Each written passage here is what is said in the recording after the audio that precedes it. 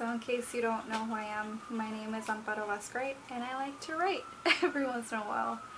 And I've had an idea brewing in my mind that it just congealed together into this video.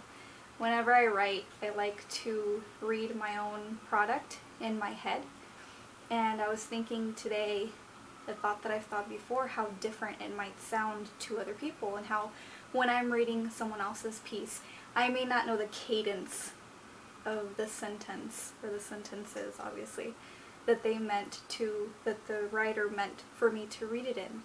And it can change the experience. And what better way of absorbing someone's work than to hear them narrate it? That's something that I love. I love hearing JK Rowling read her own books. I love hearing that. I love hearing authors read their own work.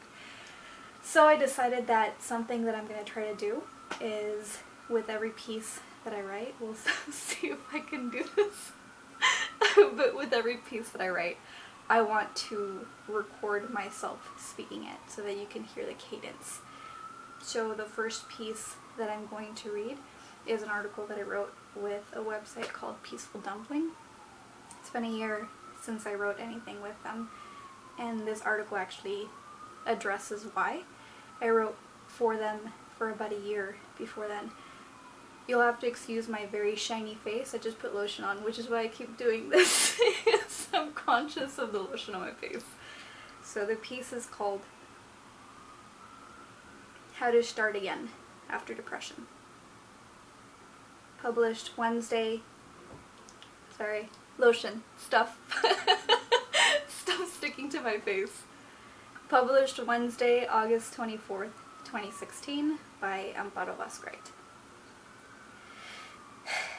I thought about titling this Why I Stopped Writing, a fitting title given my year-long absence from the PD family.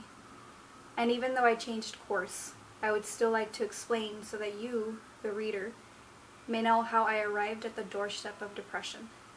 It began with self-doubt, a wall of it. But then a friend was murdered. She was beautiful, inside and out, loved for countless reasons. The details of her passing tore at my heart. Crisis of faith ensued. I fluctuated from grief to anger, and back to grief. Then my soul remained silent. If my intuition called, it rang quietly, and I strained to hear. The cliché, everything went wrong, became my life, and I sank into a deep depression as I experienced my career, relationship, and living situation stall. I forgot how it felt to feel good. I stopped writing. I stopped leaving my house. Everything came to a stop when I realized I needed to pull myself up from... Sorry, it's a little bit of an emotional article. Everything came to a stop when I realized I needed to pull myself up by the bootstraps. I focused my attention on starting again, starting to feel good again, starting to find beauty again, starting to find joy and laughter again. That's how it began, my starting again. Over the next half year, I succeeded in pulling myself up. I found joy and peace again, I found beauty again, and I also found many new ways to start again on things that had fallen apart. It started small, but every moment of relief was celebrated, and eventually, the good feelings outweighed the not so good, and I knew the hardest part was behind me. I feel better now than I have in many years, and I have that challenging period to thank for it. It forced me to reflect on hope lost, and work earnestly to regain it, and I did, along with an expansion unlike anything of who and what I want to be. You can start again too, no matter your situation. From wherever you are, you can get to a better place. It will take time, and it will take focus and effort, but it begins with a single step, committing to start again. I use the following tenets to pull myself up, and I hope they will help you too. They shouldn't be read as step 1, step 2, etc., but rather as tools for your journey to be used repeatedly throughout. Self-forgiveness.